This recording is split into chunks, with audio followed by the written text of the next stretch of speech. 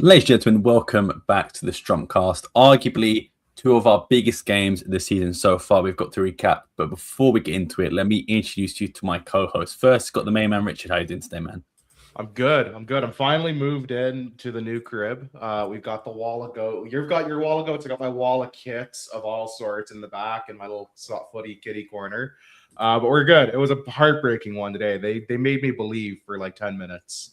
It was so like dejected, and then I was full of hope, and then it was gone again in an instant. But we're here now. We're good. You can say they made you believe, but there was only two believers last week. Yeah, I was gonna say. I didn't want to call it out, but I'm glad you did, Sam. When they went up 1-0, I was like, "There's no way."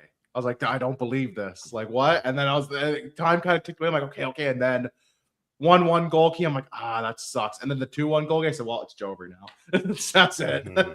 It's the hope that gets you. Yeah. Yeah. How you today, man? I'm good, bro. I was a believer. If you follow the down there, you could have won yourself some money today. I had tweeted out earlier the spread of -2 on Bayern. That hit. I didn't tweet it, but I did mention it to my boys when we were 1-0 up. At the time I looked at it, Bayern were plus 210 money line. I hear it went all the way up to 250 money line. Listen, for great financial advice, don't follow the Danny Saldana _ page, although maybe I allegedly work for a bank. For horrible betting advice, feel free to follow the link below. You might have won yourself some money today. Or not. Maybe not. No, but today you would have won money. In the future, you're likely not going to win money. Just letting that be known. This is not financial advice. We always have to say that too.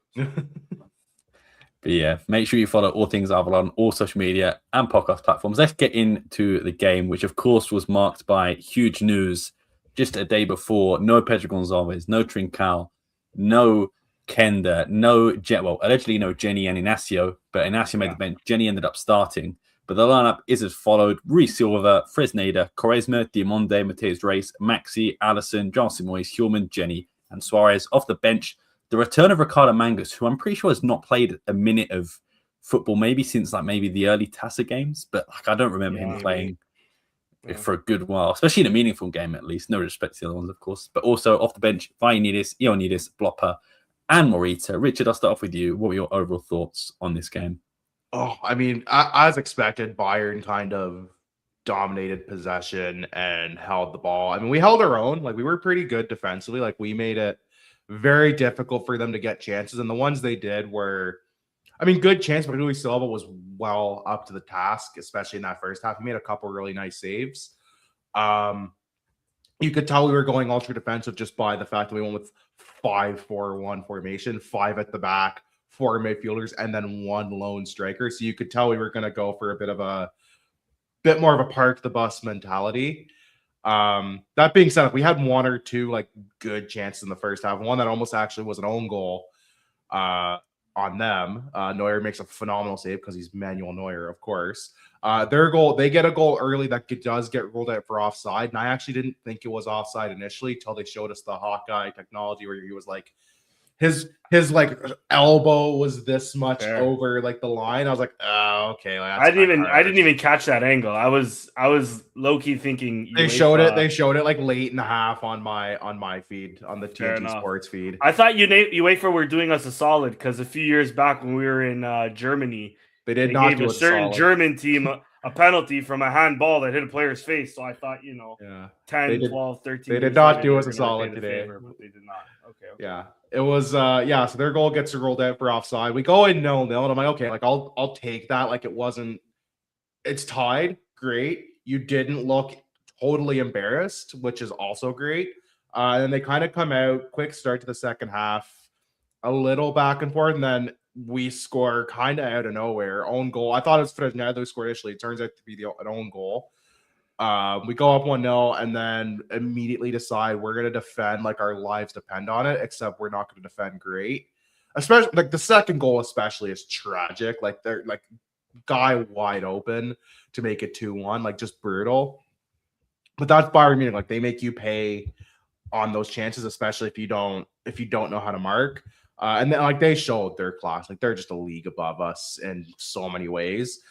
It wasn't a demolition. It wasn't 5-0 or 7-1 like it was in 09. It was a much more respectful performance, but I'm not really here for the moral victories. I thought Luis Silva was our man of the match day. He made a couple really good saves. He does have a bit of a frango on one of the goals.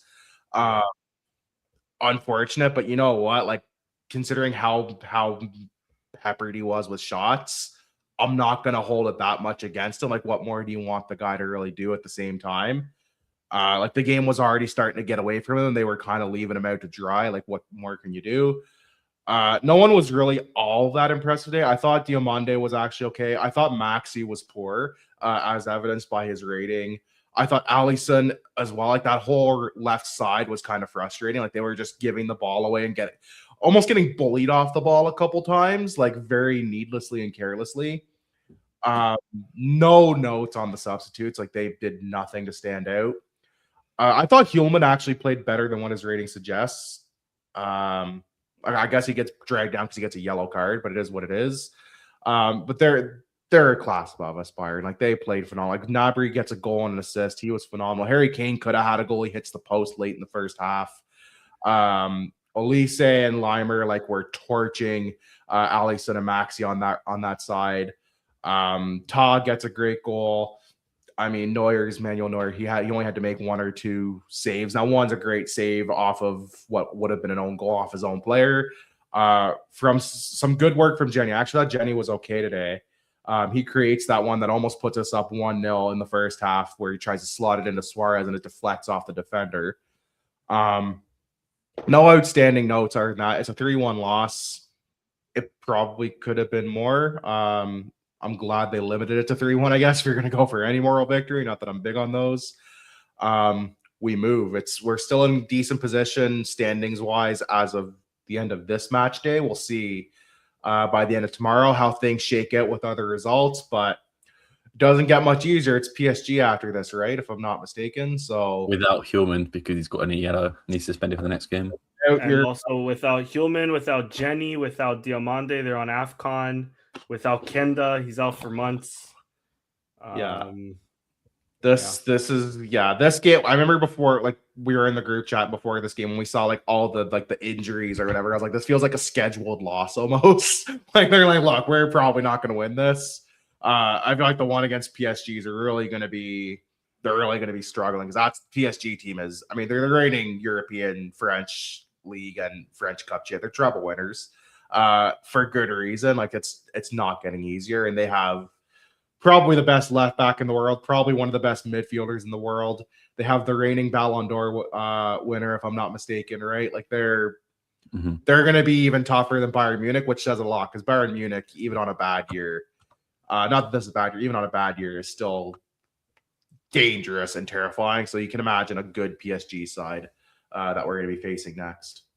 Yeah, just a slight correction for Danny. Against PSG, AFCON should be over. So we should hopefully have the reporters today were talking about how there's at least another 3 or 4 that's expected to be out, and they mentioned Jenny and Diomande. So, well, depending on conditioning for AFCON and potential injury, I guess.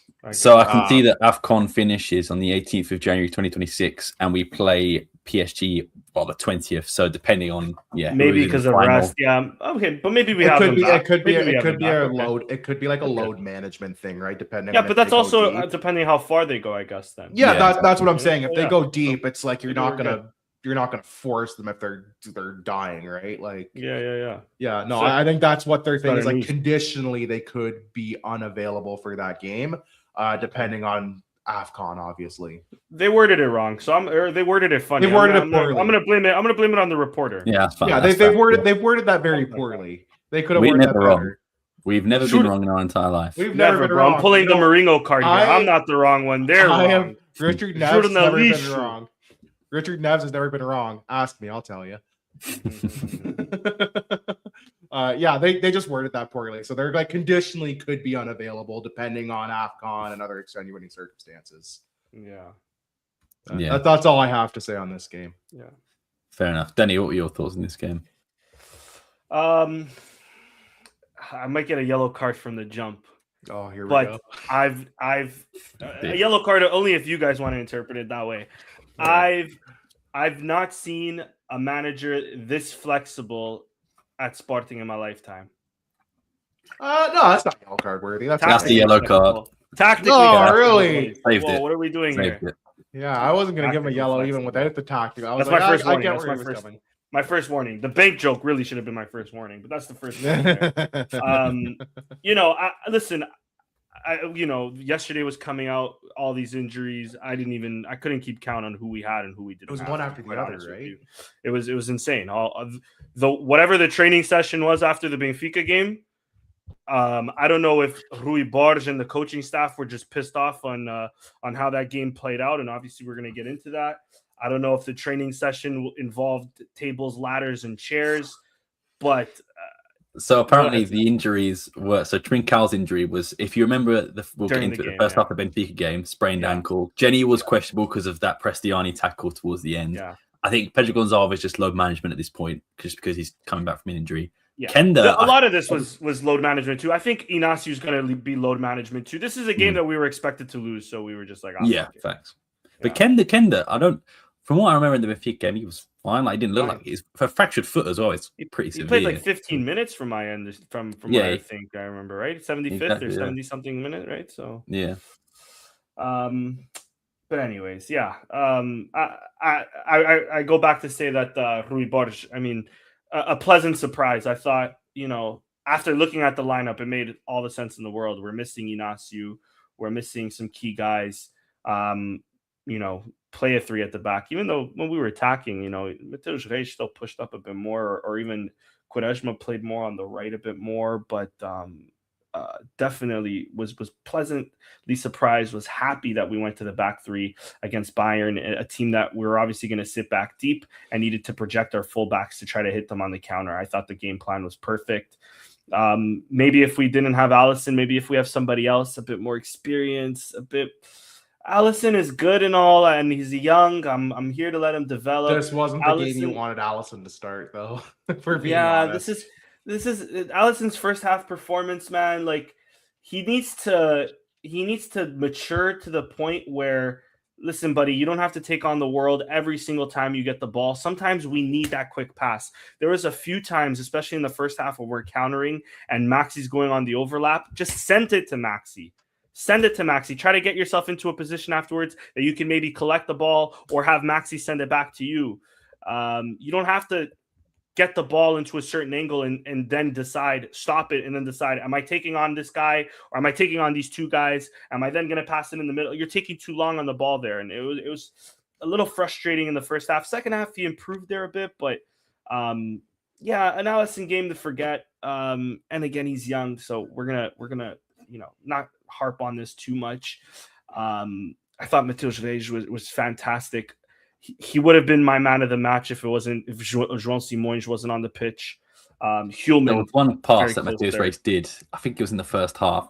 Complete switch of the ball to Fresneda, and it was genuinely one of the best passes I've seen this season. It was a phenomenal. Fresneda almost fucked it up with the touch, by the way. But he still got it. We won't criticize. He still got it. Fresneda, you know what? Listen, for all the criticisms I've had with him, and still will continue to have with him for sure, he's stepping up a bit more, so I'm not going to go too deep on him this game. I thought he did all right as well. He put himself into the position to get for the own goal to go in. He tried the flick.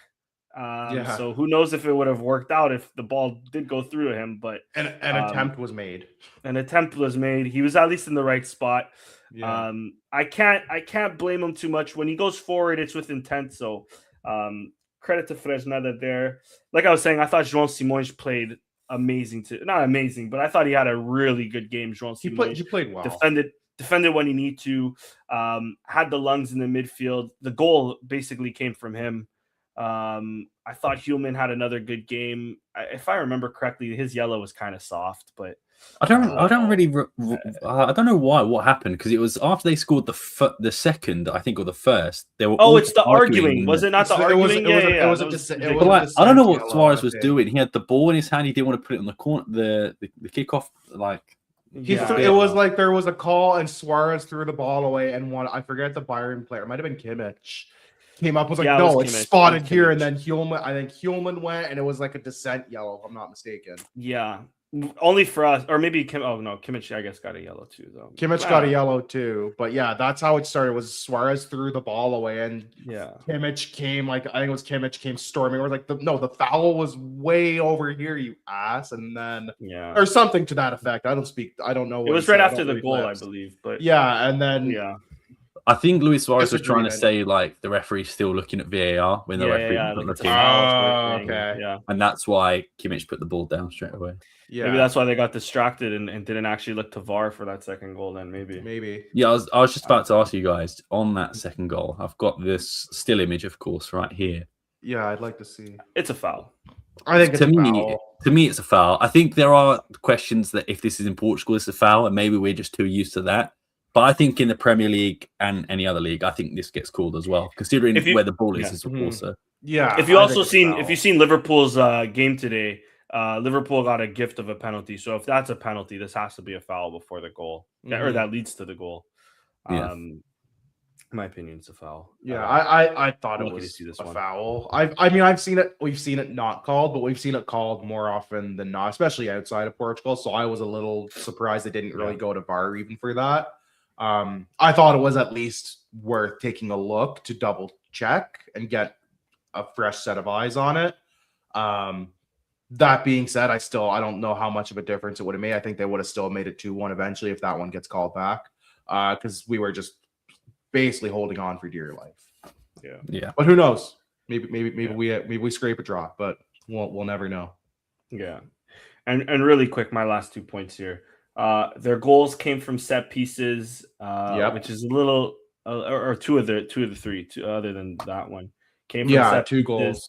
A little frustrating because I feel like on both of them we left a guy wide open. Like Gnabry just like the second one is shocking defending. The first one, he was just completely wide open. The first one, I don't even know who's at fault. Is it Quaresma? Is it Fresneda? Is it Diomande that doesn't pick up the first guys? So Fresneda and Quaresma have to come interior, and then Gnabry's just there to just there's 5 defenders, not one of them picks up the guy at the back post. It's exactly shocking. That's what I'm saying. So I think I want to blame Fresneda, but at the same time I've seen the replay a few times now, and I also get why Fresneda is running in, because the ball looks like it's going towards there, and Diomande is sort of like not picked up a guy, and Quaresma is sort of like has 2 guys there. So I'll put the blame on all 3 there. I'd agree. I'd give them that. The second goal, like you mentioned, Richard, I mean, one we mentioned here could have been a foul, kind of a frango, but yeah, Rui Silva was standing on his head the entire game. So we're not. I mean, the first half, I got a text from my Bayern buddies, and they were like, "Can Rui Silva please stop?" I'm like, "No, leave him alone. He's doing great. He was doing great." And then the third goal is just a header into the middle of the box, and then it's just a free shot for the 17-year-old. Good kid, to be fair. But yeah, I mean, nothing else to say. Oh, the last thing I wanted to mention was this was kind of a game that, especially in the first half, the way it was going, I felt like we just need one chance, so we need to slot it away. And then I remembered we looked okay on counters. We looked okay on counters, but then I remembered we have Suarez up top, and sometimes he needs 5 chances to just slot one away. So. But with that being said, I thought Suarez had a really good game. To be fair to him, I thought he pressed defenders, and link-up play was good. It's hard for him to get chances when no one's really feeding him a great. When we couldn't really get it, like exactly. the one chance that he probably would have got on the end on hits a defender and goes at and hits Neuer anyways. Yeah, I do think if the defender missed it, he probably gets a foot on it. And it's probably still on target. I agree. It's at least no worse of a scoring chance if he gets to it. It's at least equal or he scores. But yeah, we looked okay on counters. We had a couple where we almost looked dangerous, and then we did what we always do on a lot of counters: is slow the pace right down, João Mario style. And I liked it though. I like the way we attacked the game, because yes, when there was time to push the ball forward and expose those spaces, we went for it.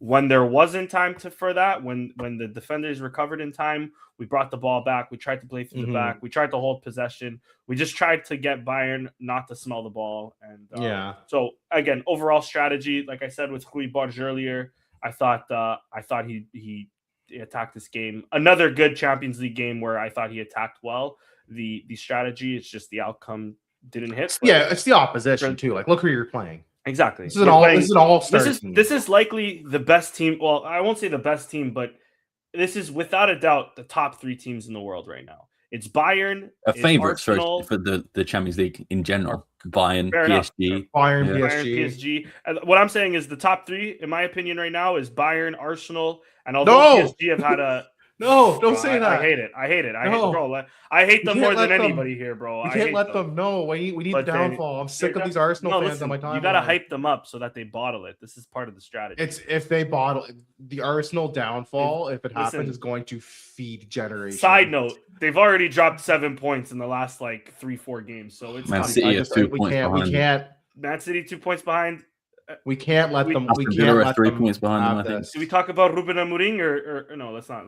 No, it's too soon for that. But it's too soon. But yeah, to get into that. Tactical. I won't say masterclass, but a good strategic battle today against Bayern. And for me and Richard, real quick, a good with the World Cup coming. Good to see Alphonso Davies back on the pitch. His 10-minute, 15-minute cameo. He terrorized us once on a sprint. I think it was up against Maxi. I don't know what Maxi thought for a second trying to race. I don't think he thought. I think he just was there. I don't think a thought crossed his mind in that moment. Yeah. What do you think in that moment? Except oh shit. I fucked up. I think it's literally that. He tries to place the ball past him, and he's like, oh fuck. He's like, it's the only thing that was wrong. Yeah, I think the only thought that goes through was, oh shit, there's Alphonso Davies. Oh crap, oh shit. This is all maybe his knee's still fucked, but no. No. It's good to see. Yeah, I'll take it. Yeah, I heard the commentator say the same injury as Danny Braganza, and they both were on the similar time frame out. Yeah, both. Yeah, Braganza's back in training sooner than Braganza's was after though, because Alphonso Davies was on that international break maybe like a month prior to the November one, if I'm not mistaken. Yeah, fair enough. Yeah, with this game, I agree with you. I thought we were set up fantastically. I genuinely thought in the first half, because it went in 0-0, I thought that was going to be it. I thought we would hold on. I didn't think we would score, but the thing is, they were close. Like Kane hit the post once, and Carl at one point skinned Mateus Reis and went for on goal. Yeah. But those were the only 2 chances that I thought, were scary in that sense. And I think it was the game plan to not let them in the box, because if you let Harry Kane in the box, pretty much game over. And apart from hitting the post, I didn't think Harry Kane was that good. I can't say I watch Bayern week in, week out, but he played really deep. And, Kane is obviously a great passer of the ball, especially long passing. So I was quite surprised to see that.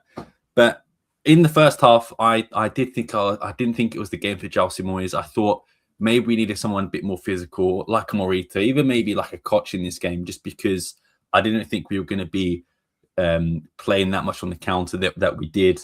And I thought maybe just in this game, you want someone with a bit more experience, because I do think, especially the first 10 minutes, Alisson, Jose Moyes and Quaresma looked a bit maybe nervous for the occasion. I think I would say 2 out of the 3 if I just mentioned grew into the game. Yeah. Alisson did not grow into the game whatsoever.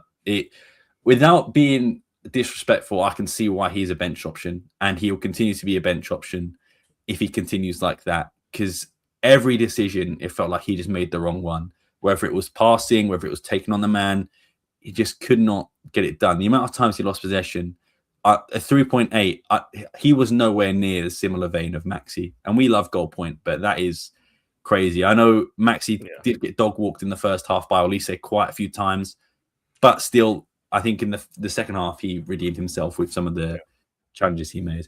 And better defenders have been dog walked by Olise, by the way, too. Correct. It's not a criticism on him at all. Yeah, 100%. But yeah, Alisson was really poor. But then at the same point, who else plays there? You've got your 2 best wingers, if not 2 best players in Trincão, Pedro Gonçalves injured, Kender as well. It's crazy 3 players in the same position get injured. And I was very surprised to see Jenny, but at the same time, I was thinking, who else would be there if Jenny wasn't? Yeah. And I think Jenny was on a minutes restriction because he came off, minute 60, I think, maybe 60. Yeah, it was like right as about the last half hour of the game was when he came off, so not far off. On Alisson, really quick, too, even at halftime, I was thinking maybe we put in Bloppa, because Bloppa might not try to constantly take on the defender, Blappa has played fullback as well as winger. Maybe he'll be a bit more defensively, minded. He can probably just lay off the ball to Maxi. Better hold up of the ball as well, just for someone his size as well. Exactly. But yeah. I saw the timeline complaining about Mangus, but it's like, who else goes there? Ioannidis, I don't think he's ready to play 45 minutes or however long. Yeah. And also when he came on, that big knee. I was going to say, even against Benfica, his knee was bandaged the fuck up. Yeah. I don't know if he's actually, I don't think he should be playing right now. He might benefit from not playing for a bit, honestly. Or from last podcast, if we've heard horse semen injections. Listen, call back. Bro, if no one did, if anyone didn't watch that's a yellow card. That's a yellow card for you, Danny. I'm sorry. Yellow card. That's a yellow card for that. If anyone didn't watch the last episode, they're going to be very confused why Danny. They're going to be. If you haven't watched the last episode, go back, watch the last episode, give it a like, leave it a comment. They're going to be bewildered. If you've watched this episode, comment horse semen so we know you watched it. Hashtag stop this horse semen injection. Can we get horse semen trending? Can we not? Can we please not? For the love of God. What is the matter with you two? You need Jesus, both of you.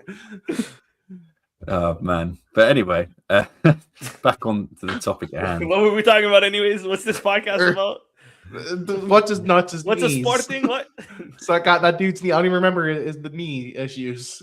Oh Lord, what's the guy's Sporting Club, the horse semen. Stop. All right, Sam, hold on. You're getting in the cards with me. You're getting a yellow card. Yes. I feel like we both get in the cards with me. You both get a yellow card. Jesus. Before it goes anymore off the rails, back onto the game at hand. You guys mentioned Suarez earlier, and I thought in the first half it was fantastic. Second half, I thought it was really poor.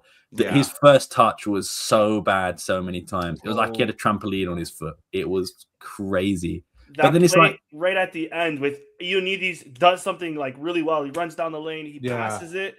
Suarez with the heaviest fucking touch in the world. Oh, it's a brutal first. The same with I think it was Ioannidis as well down that same wing, crosses it in, and he's like, he doesn't shoot first time. He takes that massive touch. He takes a huge touch, and then it's a not great shot. Like if you try to like take that first time like on your instep, like you probably get a really good score. You might not score, but you get a much better scoring chance.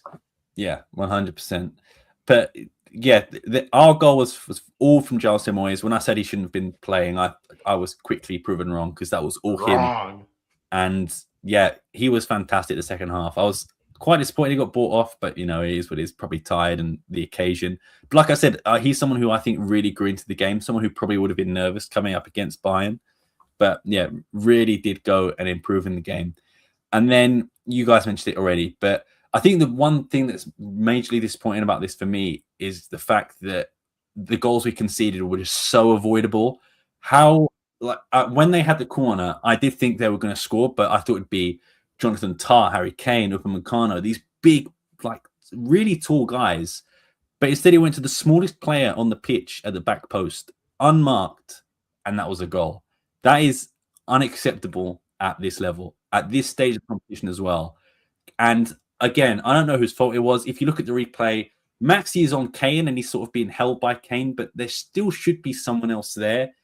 I don't know if it is Quaresma or Fresneda or anyone else, but the fact that he was on his own, not once, but twice for both goals is criminal. Because even as annoying as it was, mistakes happen. The first time it's a mistake, he's left on his own.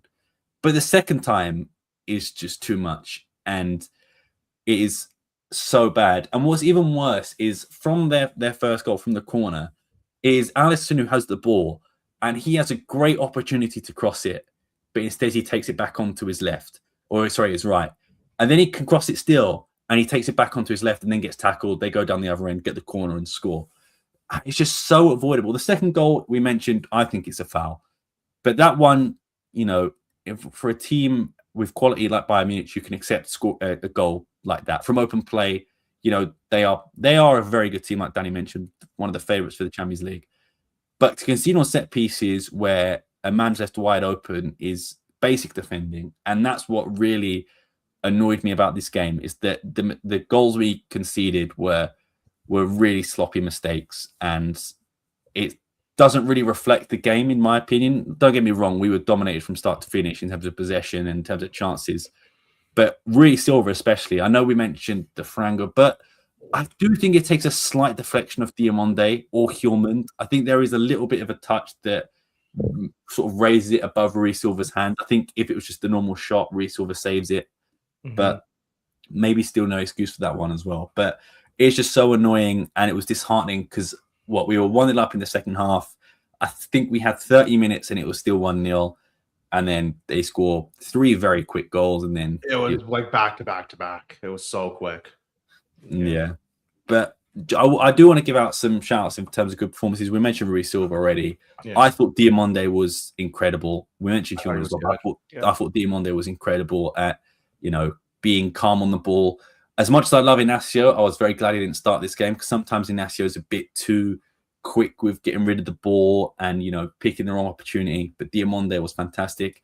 And also, I thought Jenny was fantastic. I thought the way he I like Jenny today. Yeah, I thought he was really good. And some of the stuff he was doing, again, always with Jenny, the end ball wasn't there. But in terms of, making our way out of the pitch. And I actually think it was his cross that they nearly scored the own goal off in the first half as well, if I'm not mistaken. I'm pretty sure that's Jenny. Yeah. Crossing into Suarez. So it was the Jenny cross, yeah. Yeah. So I thought one of Jenny's best games this season because we've not really seen that much from him in terms of good performances. The substitutions, I agree, there wasn't really much any of them did. I actually don't remember Mangus touching the ball at all, really. I remember him being on the field. I don't remember him touching the ball either. That's all I remember. I don't really remember what he did. Yeah. Vainidis, like we mentioned, with the great ball to Suarez. But yeah, I think as much as we could say Suarez was poor in the second half, I just think he was tired. And I think we couldn't really bring on Ioannidis at that point. If we have a fit Ioannidis, I actually think Ioannidis could start this game. If both players were fully fit, I think this is more of a game for Ioannidis, a bit more of a physical game for Jonathan Tah and Upamecano.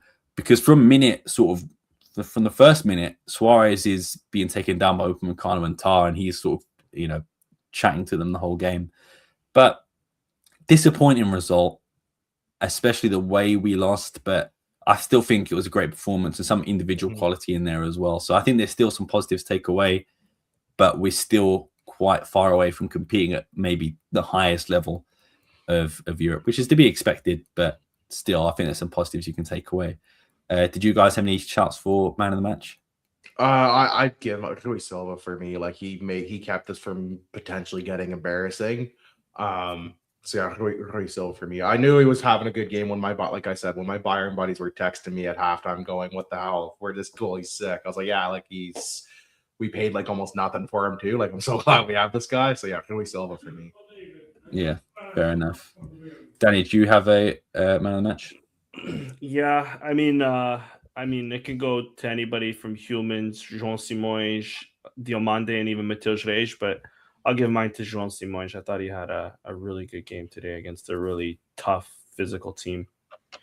Yeah, that's a good shout. I wouldn't say that's outrageous. Do you guys have anything else you want to talk about this game?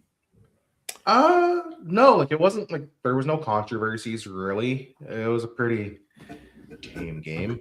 I had a Benfica buddy. I will end it on this. I had a Benfica buddy say, I'm sorry to hear. I had a Benfica buddy say that Bayern scored 4 goals today. How the hell did it finish 3-1? So I told them it's crazy. Bayern have scored more goals in this game than Benfica have points in the Champions League this year. I thought I'd share that. I thought that was a good that's a good comeback. That's good. That's good. I respect the comeback there. That's witty. Unfortunately, though, we do have to speak about the Benfica game on the weekend. Transition, by the way. Great transition. It's like we've been podcasting for a few years now. Eh? That's crazy. It's almost like it's not our first. Sorry, and then I ruined the transition. My bad. That's okay. That's okay. Almost you were just complimenting yourself like a footballer would if when they make a great pass or they score. Self-love, King. It's like Ronaldo where he's like, I did that and I'm the greatest. Men's mental health doesn't stop mattering after November, guys. We should all love our okay. Right. Facts. It's now horse semen December. So Horse Stop, semen stop. December is crazy. Knock it Hey. off. We were doing so well. You were doing so good. Why? No yellow Yeah. for that. That was Oh my days. great. I'm on my Sam. final warning. On That the was final great. warning. Oh, you do that again, you're suspended for the next show. No, not at all. Never. The lineup as followed against Benfica is Rui Silva, Fresneda, Diamonde, Inacio, Maxi, Pedro Gonçalves, Morita, Trincao, Hjulman, Jenny, and Suarez. Off the bench, Simoes, Kenda, Allison, and Ioannidis. It did finish 1-1. Danny, I'll start with you. What are your overall thoughts on this game? A frustrating game. I mean, listen, I'm constantly coming to Rui Borges' defense. So this game, I'll definitely let the critics, sound off. I think the strategy wasn't entirely correct. I think looking back at this as well, the 11. I mean, the main thing I would have tweaked was maybe João Simões over Morita. I think this was more of a João Simões game rather than a Morita game. But there was criticisms already even before the game started. Why is Pot starting? Blah blah blah, and he sort of silenced the haters there with his finish. I thought we entered the game fantastic. I thought we were from the beginning up until maybe the half an hour mark. I thought we were going to steamroll them. I'll be quite honest with you. Benfica couldn't really get a sniff of the ball. Our attacking intent was really, really there. We had about, by the 10th minute, if I'm not mistaken, we had about three solid chances, one of them being converted, another one a big save from Turbin that I'm sure he doesn't have any idea on how he saved that. That went through Antonio Silva's legs. I'm surprised to see Goal Point having Antonio Silva as a 6.4. I'm going to be honest with you. I thought he had a stinker. I thought he Apparently stunk. the amount of the match as well. Well, beside Pedro Gonçalves. That's crazy. I mean, I would have put Barreiro as a 6.4, maybe even a 7 this game. If I'm looking at the Benfica side and what Benfica players did, because I thought Barreiro on their end had a fantastic game. But really quick on us, I thought the opening minutes were fantastic. Like I said, we should have been at least 2-0 up, capitalized on their mistake in the beginning. Something has to be said. I think I tweeted this, maybe not, but it's like when the pyro starts and our players are playing, it's a different Sporting. We look good under the pyro. We look good under the smog. For a second there, I thought we were playing at Chopana. It was that bad, the smog. But Sporting would have already gotten a fine for that. By the way, Benfica, I've heard nothing about that yet. So, anyways, that's a side note. That's a tangent that this angry old man is getting into. After the 30th minute, they had one opportunity, and then we sort of just let them back into the game. They had their goal. Okay, it goes back post. I've seen this goal against us a few times this season, so it is an area of concern that I think we should start looking to address.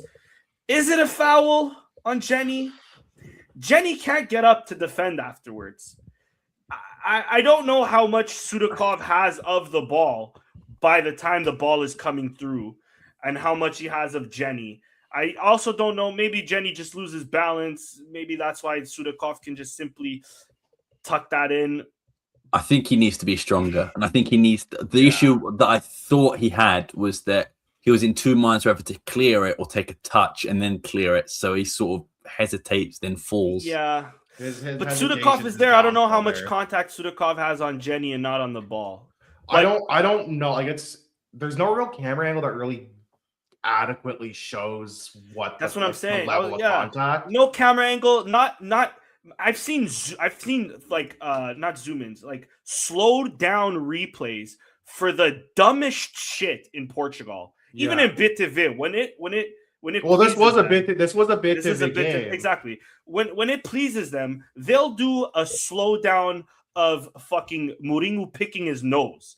But on something like this, obviously it's not convenient for them to do a slow, like nothing of like like a sort of slow interaction of like how did this play out? Because I'm still kind of confused whether they call this. I'm not even trying to harp on this point a little too much because I'll give them the goal. I'm not trying to argue here that this should have been a foul. Blah blah. There's a play that we'll talk about later on that I think is definite. That there's no debate, but.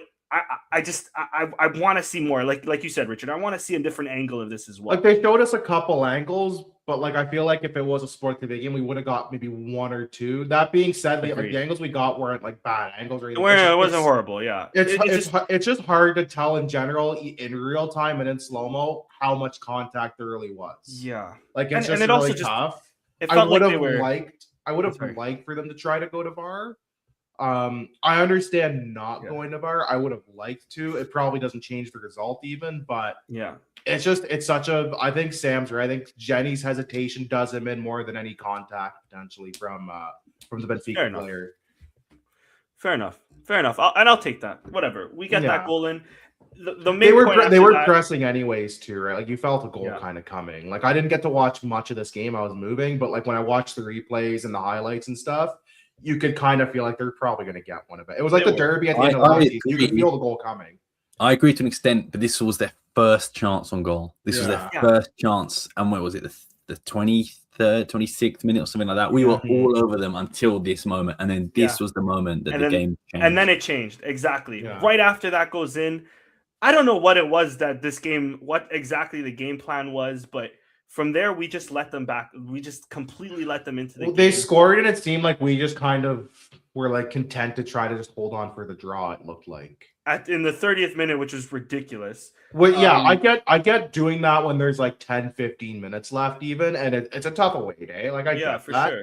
When there's still like an hour to go plus stoppage time in either half, like that's kind of brutal game planning. Like that's just not good game management to me.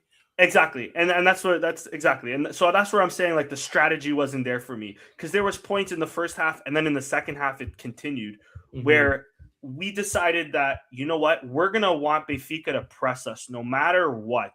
And we sort of did this against Porto, and it didn't really go that well for us, especially in that first half on Porto, where we're just going to pass it low to Ignacio. Ignacio's going to shuffle it between Rui Silva and Diomande. Diomande might play the wings. They might come back in. Maybe we'll go to Maxi. Maxi will then pass it up to Pedro, to Pot. Pot will then try to get something to Morita. Morita might try to play the killer ball. More often than not, he doesn't. And when we try to play the killer ball, Benfica's just there. Benfica's waiting for us. I don't understand the mentality behind that.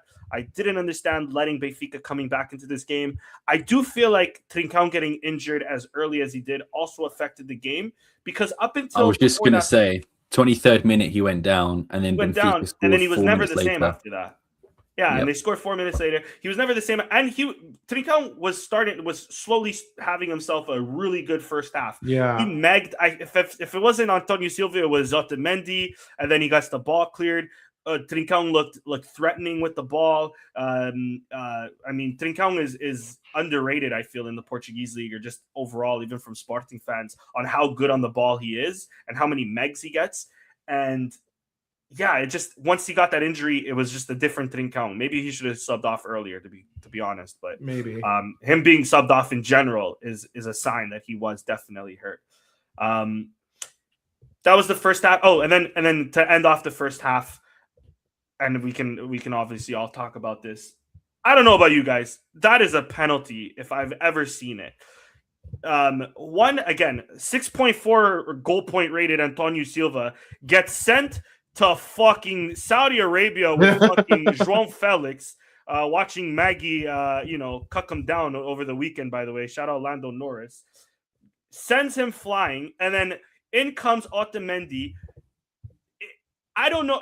Listen, I've had a Benfica fan tell me that he slightly touches the ball, and then his follow-through goes through. I don't know what these Benfica fans think he touched. Nothing of the ball, completely just gets Suarez's foot, and this picture doesn't show it that well, but on the video you'll see it a bit more. Studs up. I don't care about. We can talk about cards all we want. I don't give a fuck about the cards. I'm with Garrick right now in the chat.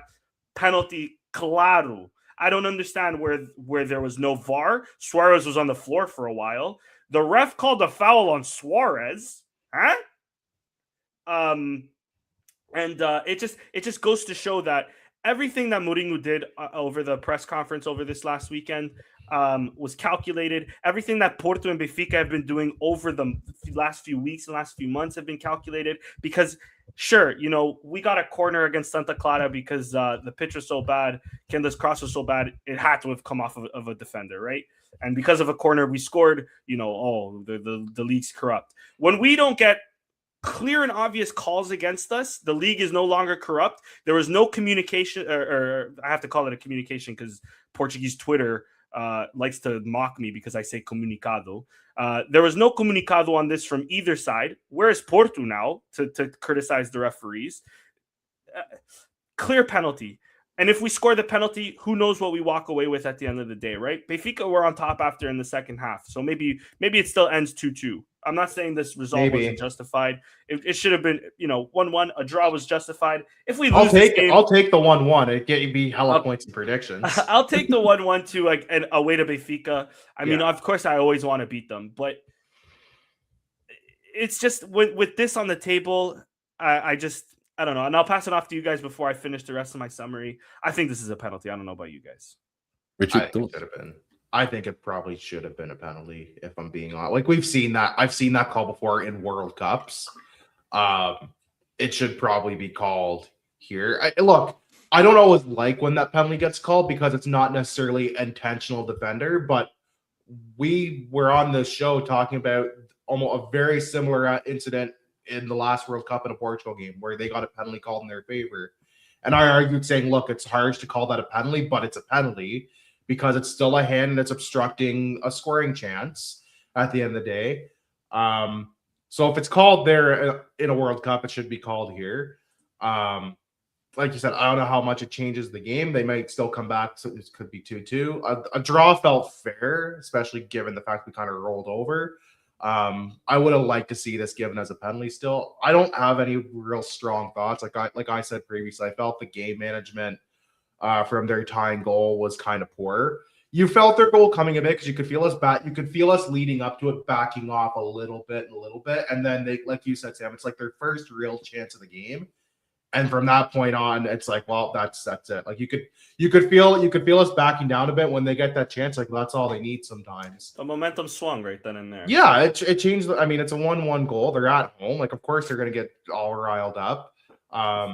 Yeah, I felt it was poor. I understand playing for the draw. If they're, like I said, if there's 10, 15, even 20 minutes left in a tough away day, there's an hour and change left in the game if you're including stoppage time. Like, play like to win. Don't just sit there and decide to play the last 60, 65 minutes for a draw.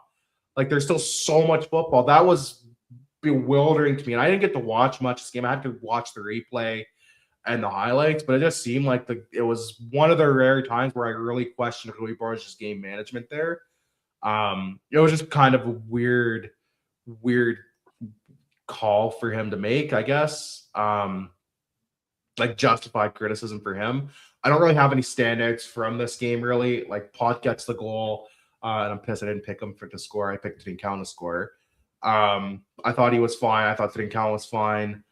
There's no real other standouts. It's a 1-1 away draw. I'm not going to speak too much more on this because, like I said, I didn't get to watch much. I'll take it. It's better than going in with loss, especially considering how we played, especially in the second half. Like, it almost got away from us. I'll take stealing the points away from home against a tough Benfica side. Yeah, I do have an unpopular opinion on this. I don't think it's a penalty. In real time, I thought he got the ball, and it did look like he got it. And because, as Pedro puts in the chat, the ball does move, and barely. Yeah, it could also move just from the wind or the impact of the slide tackle coming in. Mm-hmm. Yes. I in the play, I only got more pissed off from after the game was finished and I started seeing this, because then it's also how much of it is okay. He wins the ball, because remember Maxi got a red on that Santa Clara. He wins the ball, but then him coming through smashing the player also affects it. So by that same vein, is this not then he barely touches the ball? If we're gonna give him that, he barely touches the ball. Does he not then come through and smash the player? Like, yeah, that's still not up. Is this still not a dangerous play?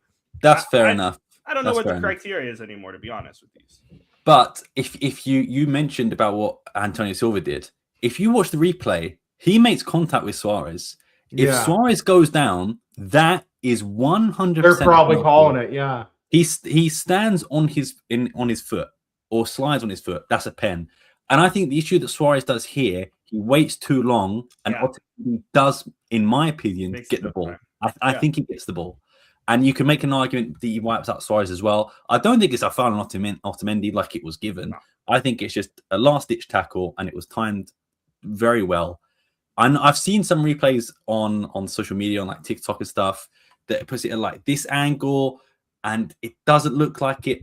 But to me, if it's not clear and obvious that he touches it or not, and I don't think for definite we can say, I think it's difficult for the referee to give a penalty in this scenario. And looking at from a referee standpoint, I think Otamendi does win the ball, as maybe unpopular as that is. That's fair. That's fair. I still think VAR could have intervened there, but that's fair. Whatever. I personally think it's a penalty there. Again, just off the replay, I don't know. I have to understand the criteria anymore about him coming in and wiping players out. Even if you win the ball, is it no longer a thing or not? But I remember it happened in the Porto game against Benfica, probably 2 years back, when was it Fabio Cardoso makes the slide tackle and then like he puts his leg back up and fouls him like. I think you're right. I think it was that game. Exactly. Yeah, that's a fair point too. Speaking of that, so going on to the second half, more on the referee rhetoric here. Again, chef's kiss to Benfica. They really knew how to condition this ref from the get-go. Sport Lisboa comunicado. I said it last week. Sport Lisboa the comunicado. Maxi gets a yellow card for falling and his leg being out, and Richard Rios tripping on it. By the way, Richard Rios had a great game against us. Don't get me wrong. I thought first great game. Probably played his best game in a Benfica shirt. And he could have gotten a banger against us if he doesn't slide too, or like if he doesn't slip. But absolute disgraceful decision from the referee. But I think it's because of who it is and because it's Maxi. Yeah, it's okay. But I do think he did it deliberately, to be honest, because it's Maxi. If it was anyone else, I'd agree. He's barely fallen, and his leg is this there. It's not enough for yellow, 100%. Yeah, I don't think. If we're gonna play the game that it is who it is, then how has Otamendi not had more yellows than Hjulmand? Speaking of, with the commentaries at the end of the game, Mourinho didn't mention names. Obviously, he was talking about Hjulmand. People are also saying that now he's talking about Diomande, which is ridiculous because I've seen Diomande get more red cards than I've seen Otamendi get yellows. So it's clearly not Diomande that Mourinho's talking about. Hjulmand then turns out that he's had the most yellows since he's arrived in Portugal. So that's another thing that's just out the window. Maybe Mourinho going to Benfica has finally opened my eyes to certain things, but maybe the magic's gone, because at least when he would talk shit, you know what I mean? It would somewhat be factual, you know. The Mourinho, like, you know, the specialist in failure comments, it was a fact. The football, and at least call him by name as well. Be like, don't be a pussy. Don't be like, this guy doesn't get. But that's Mourinho. Mourinho will play those mind games. That's fair. I'll give him that. But at least speak facts too. You can't just say all of that like they're all tenho senhor que não apanha amarelos, and then it turns out he's had the most yellows since he's arrived. Come on. But without making this a Benfica rhetoric thing, but look how Rui Costa was talking in the elections and about the Taça de Portugal and the league last year. It is just, it comes down from the top. They will all say the same, because the fans, instead of saying, you know, we could have won that game, the narrative is now, Hjulmand doesn't get yellow cards, or the narrative in the Taça de Portugal was, Mateus Reis should have been sent off, and then so on and so forth. Yeah. So and the other thing that Benfica, in my opinion, if I'm a Benfica fan, and another reason why I think I'm frustrated on this result because of how Sporting played, was the other frustrating thing here is Benfica, they more so played reactionary. Benfica didn't go in with a game plan. Sporting got their game plan wrong, but we got a game plan where we were trying to force the pressure up, build from the back, and then try to hit them on the counter, or not hit them on the counter, but hit them where, you know, at least Otamendi is isolated or Antonio Silva is isolated, and most of their midfield is up top because they'll play with a lot of bodies in the middle. Benfica were just man to man, and then just inshallahing it until they can get it into our half, or inshallahing it until they can get it into our box. Other than the few chances, although Benfica had all this much more possession and Sporting, didn't get a shot for remaining 70 minutes, or the 90th minute is when we got the first shot in the second half, or whatever it may be. Benfica didn't look all that much more threatening than us. Rui Silva had 1 or 2 saves, but Turbin also had 1 or 2 saves. So, like I said, the draw is more or less the same. Pavlidis, disgusting behavior on just trying to flop in front of Diomande. Anyways, I don't want to get into too much. This is more so of a frustration. I sort of deviated from my main point here. My main frustrations is with Sporting, because I feel like we let them back into the game when we should have taken this. I want to see us do a bit better in these big games. There have been some criticism on Rui Borges when it comes to these big games.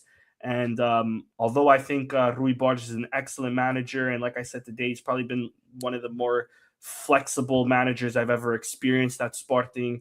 I think he is very well versed tactically. I think he set up the Sporting team, and I still think we have a Sporting team that can still do some great things this season.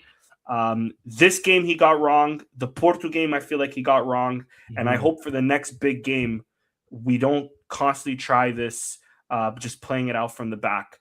Because the other frustrating thing is we only had, on the 80th minute, we finally sent a long ball from Rui Silva into Benfica's midfield, which was very upsetting to see that it took them that long to finally change.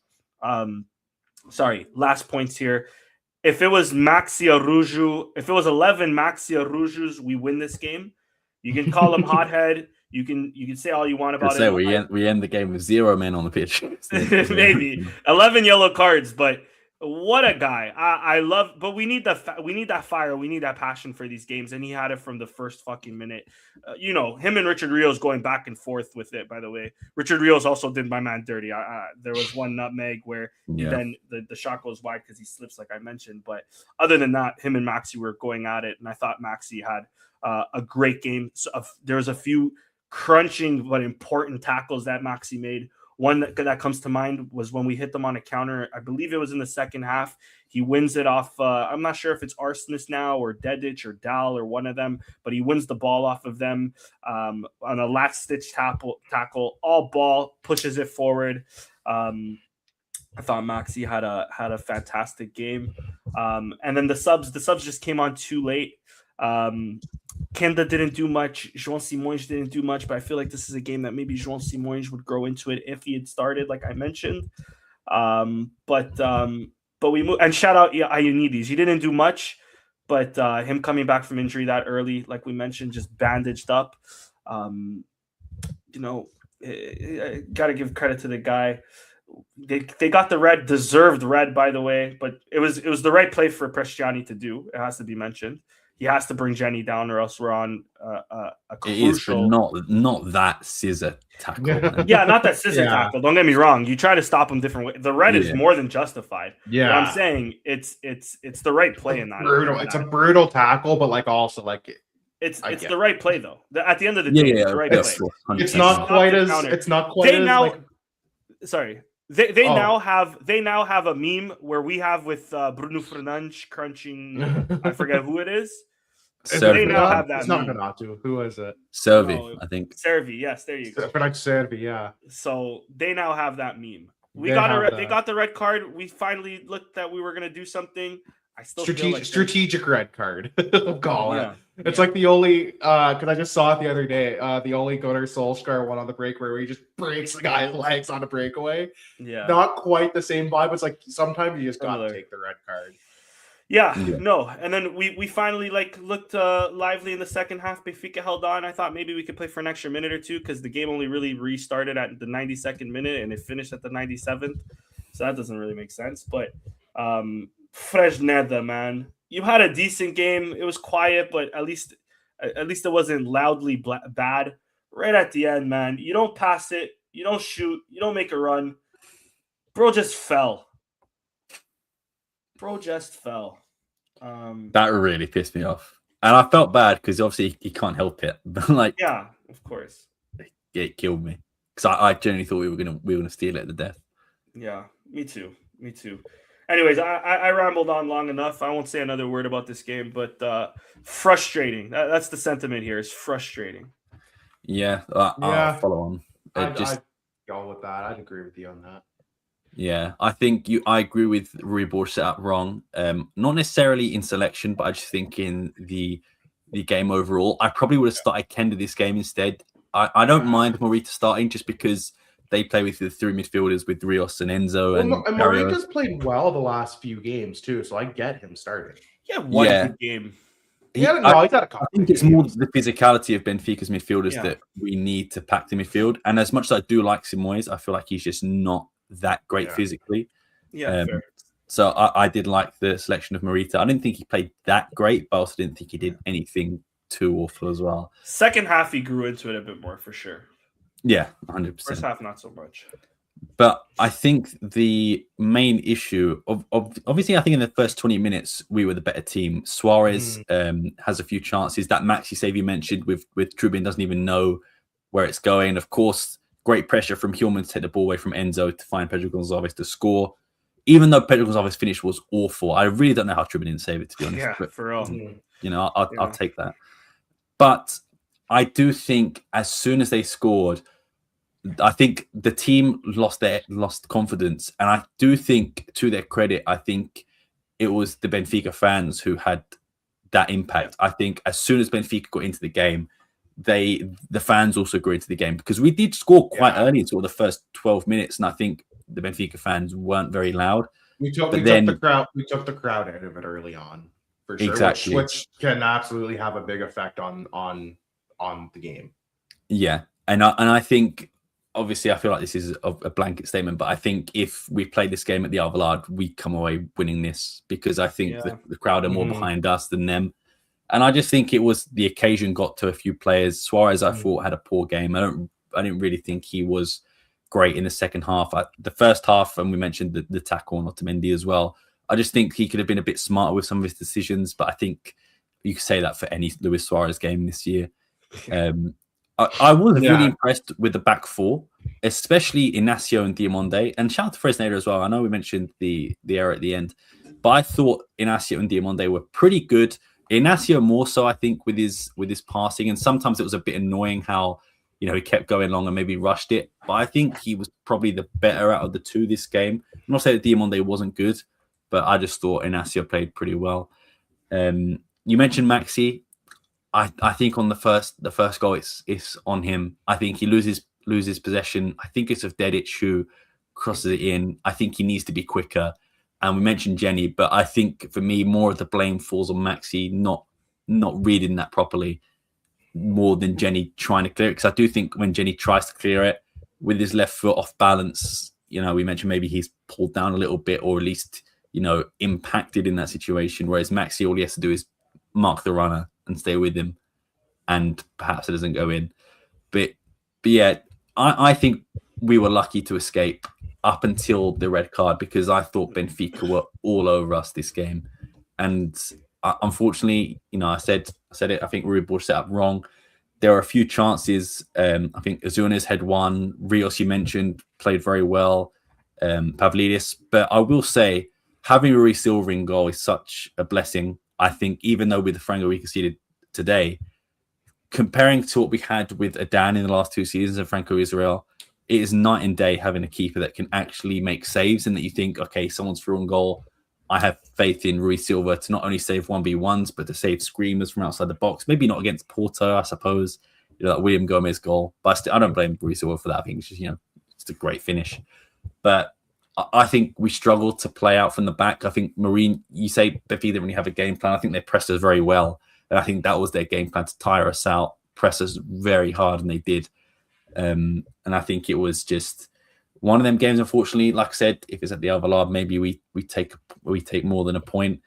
But I will say, as soon as Prestiani got sent off, I really thought we were going to steal it. And what's annoying... It would have been nice. Would have been nice. Yeah. But what's annoying is that I don't actually think we had a shot on goal when he got sent off. We had a few crosses, we had a few corners, but nothing that I thought, wow, we were going to steal it, or anything like that. So I think overall, I think the result probably suits us more because I think Benfica were the better team. But I think what's bad is that now Porto are 5 points ahead as opposed to, 3. It's going to be tough. It's going to be tough to make. Still up early those days points. though. It's still early, but you're now like we're almost right in mid-season where you're going to have to start relying on them to hopefully drop points at least a cut like 2 out of 4 weeks or 2 out of 3 weeks all of a sudden. Like we've been 5 points up and we've been like, and they've been worried before, right? Be like, well, crap, we need them to drop at least 2 games. Like it's 2-game swing at the end of the day. So yeah, but I look at Porto and I think although they're not playing the greatest, they're still managing to get results. And also, as far as I know, they don't have anyone going to AFCON. I think we have Jenny and Diamonde. I don't even think Benfica have anyone. I don't think Benfica. I don't think Benfica has anybody. So Braga might like there's a couple other teams. Braga, I don't know if Nikate's he's Senegalese, I think. I don't know if he's getting called up or not, but that's the only. But I think we're kind of the ones that'll be hit among the hardest. But I think for AFCON, the big one is Diamonde because without question. I was speaking about this in another chat I was in, but I was saying that we were talking about Reganza being back and all these players coming back, but we are losing Diamonde. And for me, Diamonde is up here, and the next best is Inacio, but Inacio is not close to the level of Diamonde is right now. And same with the Baston, the Diaz Ray, Quaresma. As much as I love all of our centre backs, and I think they're all very good, I think Diamonde is a level above all of them. And I think, to be fair, looking at our schedule over AFCON, it isn't the worst. And I think we play like AVS. I'll try and figure out exactly what our next games are against. I think the next one is against AVS at home, but I think Diamonde should still be there anyway. Santa Clara in the Taça de Portugal away again. Guimarães, Rio Ave, Vitória in the Allianz. It's relatively a tame domestic schedule, The only one issue is too. I don't know when the Bast comes back either. Yeah, there's not been really anything on him in the news. But I'm looking at the schedule. I think the only tough games, I think Vitória away will be very tough, just because I feel like the reward factor. Fun fact on Guimarães, really quick. Even after all these campeonatos that we've won, we have not won away at Guimarães for like 3 years, I believe, 3 or 4 years. I can't remember the exact stat now. That long, eh? Crazy like that, yeah. Because I know we lost them 2 years ago, and we drew. Last year and the year before, there was that. It was last season. We had that stupid game where it was like 4-4 or something, right? And then before that was we lost with Amorim when it was like a really foggy game, and like it probably should have been called off. But I forgot about that game. But I'm looking at the schedule. Vitória is going to be a tough one, but everything else, maybe apart from the Taça de Portugal as well, I think we should come away with all 3 points in every single one of the games. Like AVS dead last, we should win. Rio Ave aren't that great. Gil Vicente away, maybe just because of Sergio Peixoto might be difficult, but I still think we should get 3 points there. And same with Casapia, they've been awful this season. So I'm already got a win against Casapia 2 away, so that one's going to be exactly home. Yeah. So I think we should be okay, but it just I don't know. With the Bast being out, that leaves Quaresma and Mateus Reis. Is Mateus Reis? I like Mateus Reis, but I'm not comfortable with him starting many games. I'm with you. I'd rather see Edu and hopefully the Bast come back. But that is what it is. Do you guys have anything else that you want to speak about this game? No, I'm not gonna. I have no outstanding notes on this game. Yeah, fair enough. Let's get on to predictions because there has been some movement, I believe. So let me couple exact score lines this week from Chris and I will say. But at what cost, Rich? This is their third time mentioning it. Was at what this is not something to be proud of. Chris and I, at what cost? So Richard goes for the 1-1, gets all 3 points, doesn't get the goal score, unfortunately. No. Myself, Chris, and Danny do not get the goal. Oh, Chris got a goal scorer. But me and Danny, 0 points, man. But we believed, and I think you did believe. You did believe, and we also believed in the Champions League. Chris and I did not. Why? Also, Chris by and the I way, did not. if this game was supposed to if any game was supposed to have an own goal that you've been trying to predict, This should have been looking the back, game. this would have been the game. That's what I felt like. Of all the games, why did I not predict one like in this game? When it went in today, I was like, oh, this makes sense. I should have predicted this actually. Yeah, of course. Yeah, nonsense. I mean, I will never bet against Sporting. I'm sorry. I don't care if it's you know we're playing against, I don't know, the prime 98 Chicago Bulls. Like, I will say we're gonna win. If we play them in soccer, I think we'll beat them. It's true. If it's basketball, I don't know, man. Dennis Rodman is going to be hard to get past, man. Dennis Rodman on those rebounds, man. He's a psycho. You don't know what he's gonna do. That's fine. You think Otamendi's a menace on the pitch? Dennis Rodman out there. Yeah, facts. Just to answer a question in the comments. Danny and Richard are from Canada. I'm from the UK. So yeah. But yeah. Predictions wise, a big week from Chris, 100%. He needed those extra points.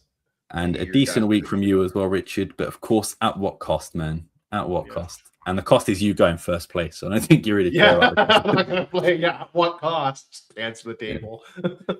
32 points. Not by much though. It's only a few points. Like, we've flip flopped how many times in the last couple weeks. So yeah. I was thinking, just to finish off, so I'm in second, Danny's in third, Chris is in fourth. I was thinking that for a monthly basis, that we tally up the score of the month and the loser has to do a payoff. Nothing too crazy, but I don't know. Just something simple.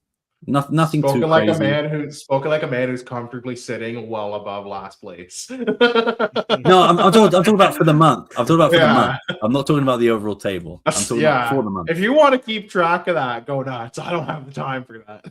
If you want to keep track, Google Sheets should do it for you, or get Gemini to do it for me, or something. I don't know.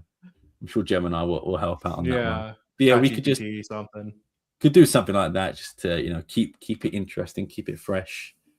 But yes, we are all Portuguese to answer the question. We're all Portuguese. Sam Fonseca, Richard Neves, and Daniel Saldana. Danny's from Toronto. Saldana, caralho. Saldana, sorry. There's no I. Danny, and if you're wondering specifically, Danny's from Toronto. I'm from Kingston, which is about a 2.5-hour drive from Toronto. Yeah. Allegedly, I'm from Toronto, by the way. Allegedly, his name is Danny as well. His actual name is Keith. Keith Sweats. But Chris has gone in early for the game against AVS. He's been early a couple times this way. I mean, he's got no choice. He can't afford to slip up now. He's playing a long catch-up game. But yeah, Danny, what was your prediction for the game against AVS? It's at home as well, if I'm not mistaken, right? Yeah, it's at home. It's a home game, yeah. It's gonna be a thumping. We're gonna win. They're in last place, if I'm not mistaken. Didn't they just get a result Last place with 3 points, all 3 draws. All 3 draws. They might equal the actual Avs record the way this is going. Oh, they just lost. They lost to Rio Ave this week, and that's they lost at the end. Yeah. They would have got their 4th point. Down to 10 men. Rio Ave was just pressuring them. Horrible pitch, by the way. Shambolic pitch. Ruben Smith had a pretty good game. I don't know. Maybe if they're afraid of him, maybe he threatened to rob their house or something.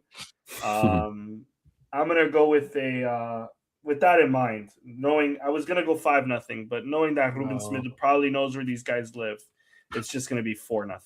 Don't put 2. Whoa! Don't try to get ahead of me. Sorry, Fuzzer, relax. I'm gonna go with a Suarez goal, of course. I'm gonna go with the Fresneda goal. So you already know he's been on a heater. He's been on a little bit of a heater this last couple weeks. Okay, facts. I'm gonna go with a. I'm gonna assume Trincão's gonna play. I'll go with the Trincão brace. Oh, okay. Did they say what Trincão's injury was today? Nope, I didn't see it. I think it was I didn't see it, but I think it was the ankle injury from Benfica. Okay. Go on, Richard. I'm gonna go. I was gonna go 5-1 and go bold. Yeah, fuck it, 5-1. Let's go. We could try to spam some points here. I think Suarez is going to get 2, actually. I think he's going to get the brace. Oh, if you could, once you spell it right. Okay. Wait, Sam, settle down. You've been drinking? Oh my god. Oh my days. Okay, Suarez brace. I'll see her finish another goal. I think finishing another goal as well. It's actually not a crazy shout. Wow. I don't think Trincao is going to play this game. I think we're going to get a Jenny goal. Nice. And maybe a Kenda goal as well. Kenda's dead. I will say Kenda's out for 2 months. Never mind, not a Kenda R.I.P., goal. bro. R.I.P. I forgot. We have to lock in your first answer. Yeah. Sorry, buddy. I think you go now. No, as punishment, Fresneda brace as well. I'll go with Morita goal. I'll go with a Chilo Morita like off like that. a I like header, that, like to a be fair. rebound or something. I like that. Yeah, Cool. I'll go with that. A little variety. It's the spice of life, as the kids say. Sam's gonna go with a 1-1. No, I'm gonna go 2-1, 2-1 own goals. 2-2. Bro, AVS are so bad Yeah. that if it's not 7, I agree. or up to that number, if You it's know not how an bad absolute number, you know how bad you gotta Stack be Rui to Borges. be on pace to match the record of the real Avs for in a 16-team league for worst points ever. Like they're that bad. They've got 4 extra games to work with, and they might do worse than that Avs team in 2007. Football heritage. Football. There, this is football. Isso é football, caralho. This is football. I'm gonna go with a Suarez, just one, because I don't think he'll play the full game. I think he'll probably be rested. Little At load some management point. game. Yeah, I think so. Okay. I'm gonna go with Jar Simoes. I think we'll play. That's he's better, right? Jar Simoes. Oh, What's you almost had it. You had it the first time. who else will score? You picked 7-1. You get a lot of guys. Might as well say the whole 11, You got Sam. Holy. 7-1. You Yeah. can pick- One of them's you gonna pick hit, bro. 5 other dudes. I'm trying to think wingers wise. I think Jenny will score one. Yeah, Someone's going to that's okay. score a brace. Yeah. Who would it be? I think Pot will play and score 2. Maybe Okay. that. I like that. 2, Okay. 3, 4, 5. Okay. Should have 2. This would be a time to predict a own goal, to be honest. Yeah, I was going to say they are bad. They are bad. I'm going to go. Ruben Smith won goal so that football Portuguese Twitter explodes on the Facts. So they all check go his betting full site, check list. his betting apps. And then I'll just go without Allison. Get off the bench. All right. At least in bench substitute hero. Okay. This is where we lose, and none of these guys score. There's a 1-0 loss at home. Could you imagine A loss at home tragedy? against Avs. You know what? Against- I might join the Royal against a brigade, historically bad Avs team as well would be. bro. Yeah, I would get. The I'll join the Rui Bartosz brigade. Yeah, What's that crazy- would be worthy to get pitchforks already. Is that I've pretty much got half the squad in my goal scorers, and If if you none don't of them get score, any of I them. will be. I will be Furious. there for that. If you don't get a single goal score, I mean, it's going to be kind of hard because you picked half team. But yeah, if you don't get a single goal score, that's going to be tragic. I will cry real tears. It's gonna be Diomande. It'll be 6-0. Diamande. It'll be Diomande, Ignacio, Diamante hat trick. Mangus off the bench. Ioannidis. Yeah, Diomande hat trick. Rui Silva is gonna get a goal in.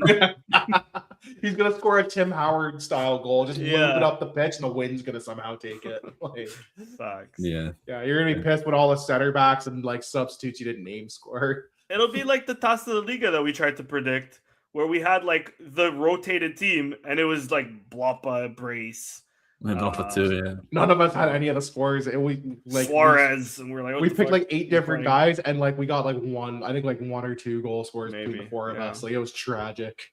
Yeah. Yeah. It was awful. So someone mentioned it in the chat. Daily Dose of Football asked us about the World Cup, and because the groups were drawn, which I completely Yeah. forgot. I want to actually because- go through that. I'm glad you brought that up. Yes, so shout out to them for bringing that up. We have got, I would say, a pretty easy group, all things considered. On paper, this is a very winnable group. Let me go. Whoa. out the group. Wait, Okay. wait. Who said I'm rooting for Portugal this World Cup? Yeah, I'm talking Canada. Boys, get up to fucking Group B after really quick. I have some things to talk about. So we get before we talk about the actual groups. I'm kidding. We have to talk about the draw. We do. That was what in the propaganda did we watch, by the way? I did not realize I signed up to watch a Trump rally. What was the worst part of the draw for you? Because for me as a Canadian, it was one, that ball licker Wayne Gretzky being on the stage, and two, Sam, his really quick, pronunciation of every Richard. name. Yeah, do you know who Wayne Gretzky is? I do, but I'll tell you how I know. I know him from. I know who he is, like in terms of like hockey wise. Yeah, but because he's mentioned in so many rap songs in America, I'm just like, fair enough. Wayne Gretzky. All right, probably the greatest. I mean, the greatest hockey player to ever set foot on. God's And also, finger. I think he's mentioned quite a lot in How I Met Your Mother, the TV series, which I'm a huge fan of as well. Honestly, I was kind of hoping you didn't know him, and this was your introduction to him, with him saying Curacao or whatever he said. Jordan. biggest. Wayne Gretzky is Scott Steiner levels of the English language when it comes to country thing. It was just like ball liquor for Trump. So like, already you ruined me. But yeah, him just butchering all the countries' names was tragic. FIFA just making up a participation peace prize for Donald. The draw lasting seemingly forever. I think this whole thing should be filed under the Geneva Convention.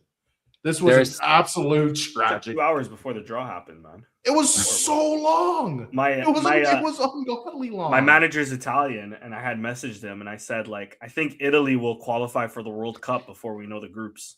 It was that bad. Some other things just to put out there in terms of weirdness was Robbie Williams and Nicole Scherzinger performing a song that, like, when I searched on Spotify, Nicole Scherzinger's not even on it, so I don't know why she was there. Why are we really? No offense to like any Robbie Williams fans, why are we desperately trying to make Robbie Williams a thing in Canada and the States? Like, no one, it's just not going to happen.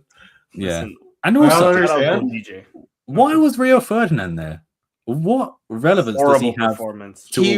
He was enough. There's so like he pissed off Shaq. So I don't know if anybody else caught on to that after, but Shaq stopped talking and he just hit him with the thumbs up because Rio was like, "Why are we going off script? What's going on here, guys?" And Shaq was like, Shaq's just like, "All right, bro, I'm not gonna say." Also, like, I just want to point out we had Shaquille O'Neal, one of the greatest basketball players, certainly of his generation, probably a top 10 player of all time. Wayne Gretzky, the greatest hockey player of all time.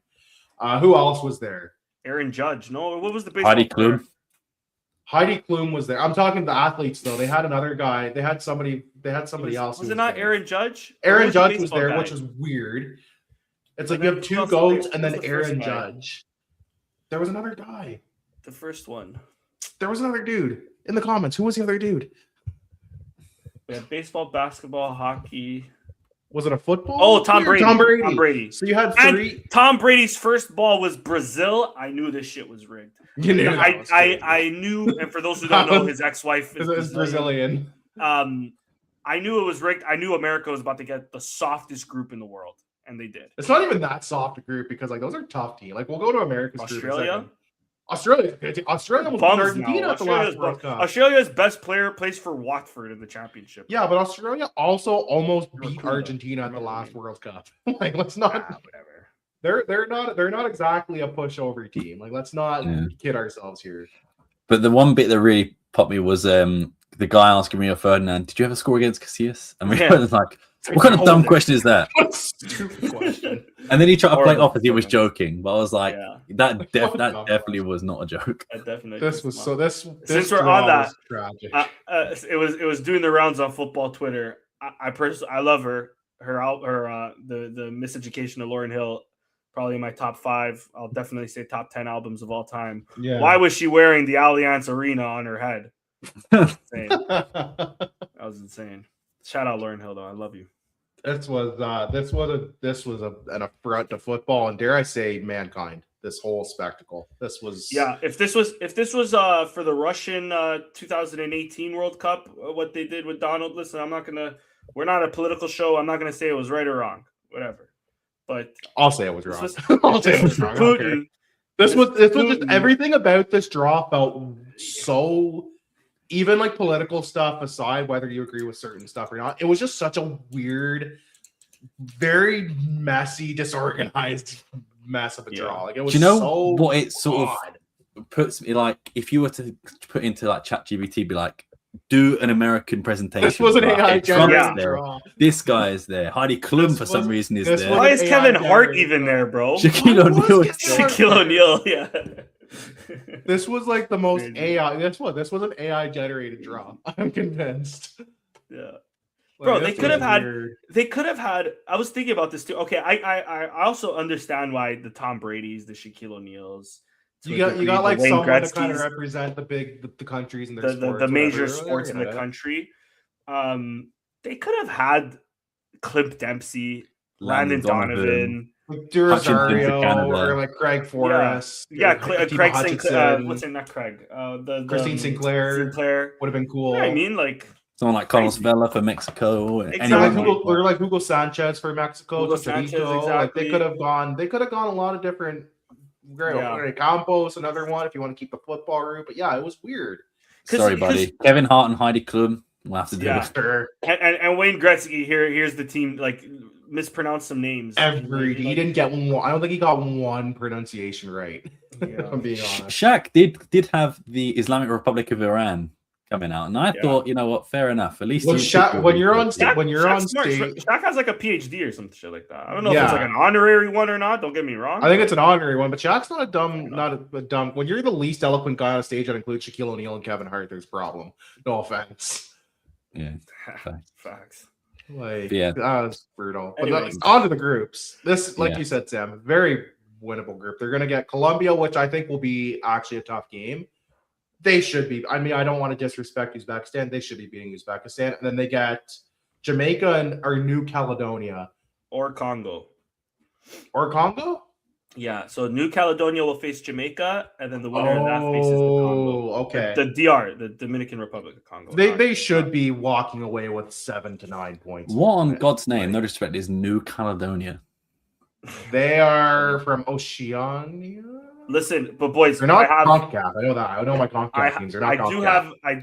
I like I mentioned, my main team in this World Cup will be Canada. Yeah. Portugal.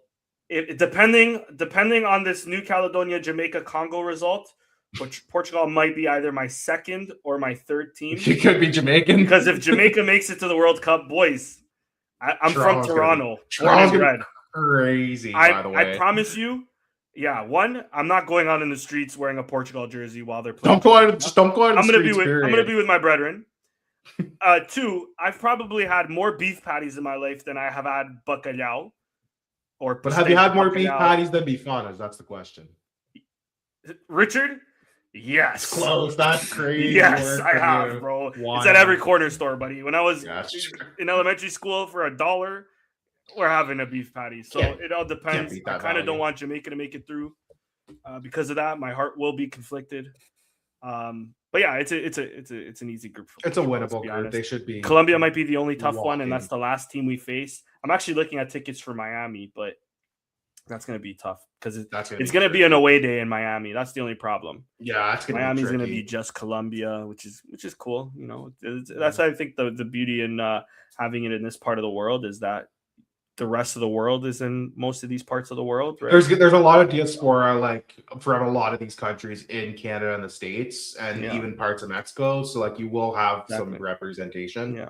for a So little bit of exactly, and everybody. then like in certain states, like in Florida, there'll be a lot of Latino. mix like, of Latino, but also Portuguese. There's a big Portuguese community. you go up the East Coast, you're gonna get a lot of like the Eastern, exactly. Eastern and like even Western Europe, like a lot of the European countries. Yeah. You go Midwest, you'll probably get like some good Germans Sam, and stuff. Like England almost played in Toronto. they almost got Played in Toronto, then they shafted us. Yeah, Toronto's good. Looking at that group though, England have actually got a very tough group. They got a Croatia, tough Ghana. That's a top. Panama's a tough team too. Don't sleep on Panama. Didn't they've beat improved a Panama lot. 8-0 in the last World Cup, or was it like 2018? 2018 they did, but Panama's actually an improved team, and they're probably one of the tougher. They've really become one of the tougher CONCACAF sides. So I wouldn't France as necessarily well. sleep on them.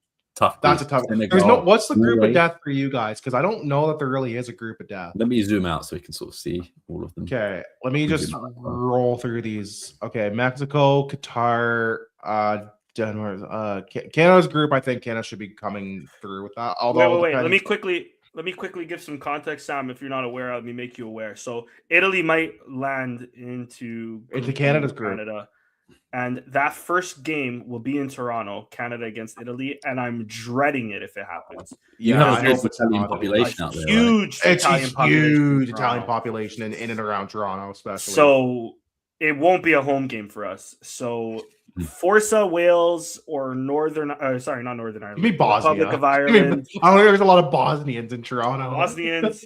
You know what? There is a decent. There might be some population Northern of Irish and Bosnia, Welsh, but there's also a bigger Croatian population. So I think That'll the be there to Croatians hate. will show up to beef if anything. Yeah. Um, I'm looking yeah, at these. I'm looking Canada at these should be groups. If I have to pick a group, Brazil's of death, group is pretty tough. I Brazil, think Morocco, Brazil's group- Scotland. I think It's not a Brazil's group group of for death in me. this though. I I think don't- if you're looking at a group of death, it's Germany either have a Brazil's decent group. I think it's Germany either have Brazil's group Ivory or Coast. England's group. England I have think a it's- tough group. Yeah. I think it's France. I think Yes. I- France, France is a good, Senegal. yeah, that's a tough group too. Who else? Norway, So, and I then don't think if you look at Netherlands group, Netherlands, Japan, and then either Ukraine, Switzerland, Poland, Albania, Yeah, and that's gonna be Tunisia. tough. I think that. oh, you like, know in terms what? of That's trying to actually a qualify really from the good group. I tough. didn't even realize that. That's actually a really tough group. That might be my group of death, actually, now that I'm looking at it. And I wonder how Spain will do because Saudi did all right in the last I was World Cup. gonna say- Uruguay are always very difficult to come up against, and then Cape Verde, who haven't Cape been Verde's a involved. bit of an unknown, but they've been a good I will team. be They've there got for Varane, Cabral. They That win. group, is the group I want to go to. Yeah. My That's a girl's fun group. definitely not watching. She doesn't support me like that because the Spanish women, the Cape Verdean women are now famous. The Cape Verdean support the Uruguayan. If only Angola could have made it, Danny? Yeah, that's facts. But then probably have to go to a game with her, so can't enjoy the sights. So Damn, I hope she's not watching for your I sake, hope man. she's better not not be watching, watching, bro. Daniel. Just saying. there's one more group that I really wanted to touch on because I was talking about Italy and Toronto. There's a group where Montreal is going to World War. Where Montreal's not got any games. It's the Brazilian group, Morocco and Haiti. Oh, And that's gonna do be not good. roam the streets in Montreal. That's going to be a bloodbath. Yeah. Thank God that's not like a game taking. I mean, Montreal has no games because they couldn't get their shit together with That's Olympic true. Stadium. But could you imagine if that game was in Montreal? Oh, that would be beautiful. That's maybe like 80% of the population is either Moroccan or Haitian. Of some sort to say, it's So crazy. we I have a will lot be of there. family. Or in at least some Montreal, sort of Arabic, It's French, crazy. Northern African. That would have been a chaotic game if it wasn't. I mean, it's already going to be a chaotic game, but in Montreal, If it was in Toronto, I would be there. you'd be there. Danny would be the dude. He'd be ready I to would go. be there. Do you think Germany's group is tough? Germany, Yeah, it is. Curacao? Curacao, whatever, but Ivory Coast, Ecuador. Don't sleep on Ecuador. Ecuador's a good really team. good Ecuador team. had a good World Cup. They had a good Copa America. And they recently. keep They're producing a tough these team. youngsters. It's incredible the rate that they're turning out kids from I think it's like Independiente de Valle or something and like that. Quito and Really all good that. team. Like Really they've good got team. some really good play. They've been a very tricky team the last several years. But And they've very been producing consistently like at wonder World Cups, kids. too. So they have a kid going to Chelsea. I forget his name. They have a kid going Yes. to Dortmund. They have a few wonder kids to come out of there. Caicedo, I think, started from there as well. Again, Favorites Caicedo. to win the World Cup. Who are your kind of, if you have to give like a top five power ranking, who do you think is most likely to win this tournament? I will say off the bat, I don't think Portugal are there. I don't think they're top five. I don't think we're there. We're fifth. I don't think I'll we're put there. us fifth. I think Portugal's overrated. I think we're overrated. I think the team. Spain still are one of my favorites just because of the Euros. I think they're very strong. You can never They're can't such a good count team. France out as well. So two. Same with Argentina. I put them. This isn't in order, by the way, but put them in Yeah, three. you don't have to give me an order. Just give me your general top five. England 4, as much as England Really? did like the bottle. I But like think- England. England I have a think really solid. I don't team. know if they make my top five. I think the good thing Alright. with England is that their players are getting into form now, like Phil Foden, for example, Yeah, is that's getting fair. form. That's fair. And I think they're not going to have. They haven't had that many injuries this year either to their key players, and they've still got. I think their biggest issue is is Bellingham going to play? Will it be Foden? Will it be anyone else in the midfield? Yeah. But it's a good thing to have, I suppose. But Yeah. yeah, what's that? 3 France, so France 4, Who else? Who would be my number 5? So you've got England, Spain, Germany. France, Argentina, and you'd one more. Germany. I don't know that I rate Germany that highly yet. Portugal, buddy. Okay, put them in there. maybe Portugal at 5 then. I'll say Portugal at 5. But Portugal will be lower depending on who the manager is, which I think we still think is going to be Roberto Martinez. It's going to be Martinez. And whoever, like, we won't get into this because we've spoken about it so many times. Yeah. Cristiano Ronaldo is a legend. He is the greatest Portuguese player of all time, one of the greatest of all time. If he is bad, sub him off, please. I do not mind that he starts every game. I'm not going to say he deserves to start, but I think he's better than Gonzalo Ramos, even though I do rate Gonzalo Ramos. But also Paulinho should go. Another separate note. That's fine. But for me, if he's playing bad, sub him off.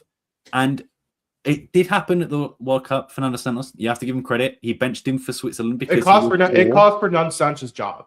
It did. Like he only lost his job because he defied the federation. I think we can also say that after this World Cup, Roberto Martinez is no longer Portugal's manager. So unless they win, he's not. Unless they pull off a miracle. Even if we win, I don't think he'll continue on. You don't think, You don't think they'll go back to He'll retire as champ. I think Roberto Martinez will probably have a job offer from the club at that point. Even if it's someone like a Saudi, he'll probably take. He might. Yeah. But yeah, he's done after this. I think him and Ronaldo are done after this.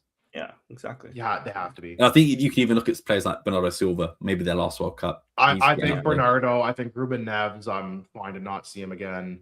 There's a lot of players I'm fine to. There's a lot of players I'm fine to not see after this World Cup. Personally, like they need to age out a few of the score. And really quick on the Gonzalo Ramos point too. If he's proven anything at PSG is that he's good at coming off the bench and making an impact. Mm-hmm. So we shouldn't be shy to use that option. The only problem is Roberto Martinez has been shy to use that option. Roberto Martinez's calls always bewilder me. His call-ups. There's always 3 players. Like for example, Forbes. How does Forbes make the list before Paulinho? Get in here? How can this is what annoyed me because I said about Paulinho being called up and someone went, "Oh, it's just the Mexican league." We call someone up from the Belgian league. And no respect to League of Portugal or Saudi, is the Mexican level that much lower? It's not. It's not. If you've ever watched actual Mexican football, it's actually not. It's probably on par. On that side of the continent exactly. as well. I was just about to say, we're also playing, well, maybe not in Mexico, but we're playing in Texas. We're playing in Texas. We're playing in Houston. God down there. If we make it to the next round, I'm sure we'll have a game in Mexico. So, what are we doing here? Yeah, I agree. My Power 5 probably is about the same as you, Sam. I think Argentina for sure. I think France. I think Spain. Portugal. I think we're overrated. You know what? I'll put England in there. You've convinced me, just because of the depth. And I don't know who my 5th team is because there's not really a great team like after that. And I don't think it's Portugal. Put it in. No, put it in, buddy. Nope, Can't think of anybody else because you're refusing the reality. We're in the top 5. We have a responsibility. Rich is gonna say New Caledonia. As you know. Jamaica. I'm gonna say Jordan. I'm kidding. Put in population, Jamaica. by the way, of 292,000, which is tiny. You know what? You know a team that might surprise. I think Croatia might still surprise people. I still like this Croatia team. Though? I still like this Croatia team. Modric is balling in AC. Don't get me wrong. I still look, no one expected shit from them last World Cup and they ended up finishing 3rd. They've got back-to-back podium. They've got back-to-back podium finishes at the World Cup. They are an older team, but you know what? I'll be damned to bet against them at a World Cup. For sure. I'll call them a dark horse. I won't say they're top 5. I think Portugal is way too overrated. I think you can harp on Ronaldo and you can harp on Martinez. I also think as a team, they just play so selfishly like a bunch of piss babies. And I don't think they have it in them to actually go to war. What do you guys think? I think when push comes to shove, maybe Brazil, but I don't know. I like Brazil as like my dark horse. I think the thing for Brazil is they have Ancelotti. Yeah, and I think Ancelotti's if you want to coach, he's one of the best coaches of all time. I would trust him. Facts. He knows how to win a tournament as well. He can also get players to go to war. Yeah, fact. They have a good He mix can of old and motivate new. people. They have an underrated midfield. They have Bruno Guimaraes. They have why am I Stacked in blanking right goal. now? Yeah, their goalies can do better. Like Allison and Ederson are on their way out though. Their midfield is losing me right now. They have good wingers too. They have Estevan. They have as much as you can They have criticize them. They Vinicius, have they have Vinny. Rodrigo, They have like- Rodrigo. They have Neymar. Neymar's Yeah. coming into form right now. Has had some big performances for Yeah. It's Santos. whether Neymar's knees can actually hold up, though, is the question. Like, Brazil's in the same, with Neymar, they're in the same sort of boat that we are with Ronaldo, to be fair. But yeah, but I Ronaldo's like knees Brazil. aren't completely shattered like Neymar's. That's a difference. Yeah. Like I Neymar like needs Brazil as 2 a new dark knees. horse, though. Yeah, I Apparently just think. he's getting surgery on them for the World Cup. I mean, he's he's been got out he's for- got seven. He's got they're in Listen. the off season now, so he might as Really well. quick, boys, say it with me. Horse semen injection. And with that being said, boys, I think we call it a wrap. I think Portugal plays like a bunch of piss babies, and I just don't trust them to actually when games get tough, they fold. They fall apart like a disorganized game of Jenga. We watched in the Scotland game in qualifying, Ireland. or the Ireland game. That too. You racist, They- Richard.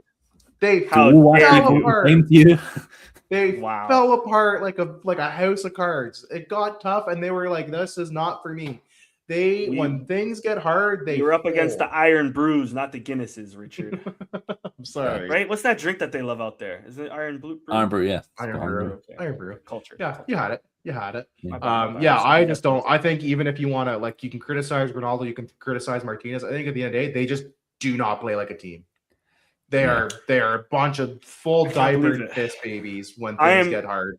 Out of this panel, I am the one that has more hope for Portugal. That is I unbelievable. I am the first one. I say this every week. Prove me Unbelievable, wrong. boys. I would love for them to prove me wrong, but they have not proven me wrong in a long time. Even in the last World Cup, we had a somewhat of an easy group, and we really They struggled. struggled in those in Listen, every game. They struggled. I prefer it that way. Look how we won the Euros. Yeah. It's the Portuguese way. You have to shit yourself until you make it in life, and that is what Portuguese people We're have gonna been get doing we're for gonna be getting millennials. we're gonna be getting calculators out like on day 2. Like, it's gonna be brutal. When already. we draw against when we draw Jamaica, Uzbekistan, when we draw against Jamaica in the Uzbekistan, first round, in the first game, not only will I be living it up on St. Clair, eating beef patties and drinking super box, we will already be stressed about, okay, we have to beat Uzbekistan or we have to beat and then we got beat Colombia as well. We're gonna be coming down to the Uzbekistan, be like, well, we might be able to finish as a 3rd place team. And then not only, I think after that we have like a tough run out after that. I think we'll play It's a like, tough side of the bracket, depending on I think Argentina If we will come probably first. end up on that side of the bracket. I think Yeah. France will end up on that side of the bracket. Like, they're I gonna think get we can beat several Argentina. heavyweights. Argentina's nothing crazy anymore. Argentina's also gotten very old too. They're older, but I think they're a bit more built for this than we are. What are they I going to don't- do? like Call I up, said, call I up don't- half of Inter Miami? Come on. They might. They have to I do I it. think if push comes to shove, it gets to a nitty gritty like war, they win that every time. Yeah. Yeah, I enough. don't think do have we're I other don't think menus. we're I don't think we're built for the difficult games. I have a dark horse pick. I think Yeah. just on based how they did last year, I'm going to put Morocco as my dark horse I pick. like Yeah, that's a really good show. I want to put as my dark horses Morocco and Japan. I like Japan. They won. Japan's not a bad shout, to be fair. Morocco. I like definitely. they've gone out so What did Morocco win hard recently? The U19 or the U23 U20 World Cup. the U20 Yeah. World Cup. Yeah. I think Morocco's a good team. Japan, Morocco's because been a good they've gone out so agonizingly painful in the last 2 World Cups. After That getting only some means it's going to happen again, Richard. and like You don't learn from there's- your mistakes, do you? No, I don't. I'm like I'm Spartan. kidding. I think Japan's a team they might surprise you because they have some fun players on that team. Yeah. And they've been such a tough out at the last like 2 or 3 tournaments. So it would What do you guys shock me think to see them about make a run. Norway as well? You know, Norway. Erling I was Haaland, going to say Odegaard. Norway's up Norway there with could my make dark a horses. run. They've been deadly in the European qualifications. My dark horses are kind of boring because they're well-established team. Like I look at Brazil and I think they're a dark horse because nobody's expecting of them. Yeah. I would say Croatia is a dark horse in the sense that yes, they come in here with some history from like previous World Cups. I like Colombia a lot. I like Uruguay a lot. Colombia, especially. Colombia has See, I like Colombia more really than good Uruguay. in. Me too. I like Colombia more than Uruguay as well. Mhm. Colombia had a really good qualifier for South Yeah. America. They were second or third in the tail. Like they were one of the top teams behind Argentina. And they were in first for a while there. They have a really Yeah. good team. They have Luis Diaz. That's I guess he's injured. He didn't play today. I just realized he that. got injured. Yeah, he I got didn't hurt. realize that. I don't know if you saw the tackle was Hakimi a few weeks ago, like through the back. Oh, that's right. That's Yeah, right. That's right. I didn't realize he was out from that. Fair enough. But yeah, no, I like Norway. Norway is They could make a run. That's why that France group is deadly. Senegal's not a pushover either. Senegal. They're a tough team. And who else could they get? Is that Bolivia, Suriname? No, is it Bolivia? It might be Bolivia. Yeah, Bolivia, Suriname, Iraq. Okay. Yeah, fair enough. I think on Norway. Can I just say, will Sheldrup be allowed to go? Because I hope not. Yeah, maybe not. He might be arrested on the spot. Actually, I don't know if he'll have he'll be able to get a visa to America. They don't play, or at least they Canada. Don't play that shit. Canada, we don't play with that shit. We don't play that. If they have to play in Canada, he won't play that. He might not be allowed. And I think we should end it on this note as well. On I think it's June 26th, in Seattle. There's going to be a home game there where it's going to be celebrating Pride. And the teams, Richard, are you know? I know. I saw the teams all over social media. Don't worry. We won't say it then. That's all you got to know. It's. I will also be there watching that game. I will be amazing. I think there's going to be protests by the players. Let me also just start predicting there's going to be protests. If you remember in the Premier League, there was a player from Manchester United. Obviously, it's a different nation. It's not one of those two nations, but refused to wear the rainbow. Because rainbows are scary. Listen, I don't. Rainbows are. You think they're not going to? You think they're not going to force that when they play in Seattle for the Pride match? It's going to be. Let's be honest. It's going to be legendary. If you're not watching on Twitter X right now, download it for that game. It's going to be a nightmare. And the thing is, I'm more so curious to see the players' reactions on all of this. I'm also more so curious to see FIFA's reaction. Oh, FIFA's going to back down. FIFA's going to back down. They're going to fold. They're going to back down. If FIFA show a backbone, are you joking? I'm surprised FIFA didn't back out of that beforehand because, like I said, Toronto was supposed to get England, Croatia, or at least another England game. Yeah. And they didn't get either. Like Toronto have one of the worst the worst for the group stage. Yeah, they might get a good knockout game. Teams.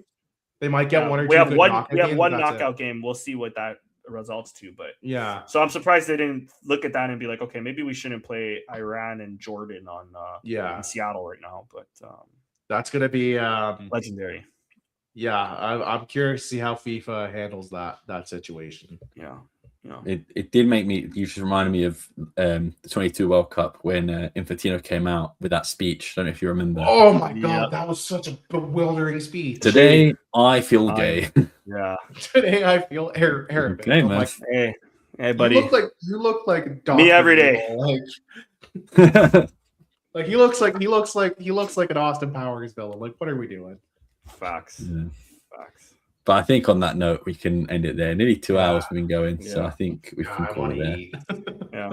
Thanks. Make sure you follow Richard there. Shout out to Chris who couldn't join us today. You can follow him there. You can follow Danny there, myself there, but of course, most importantly, follow all things other on all social media and podcast platforms. Thank you very much for watching. We will see you next week. Peace.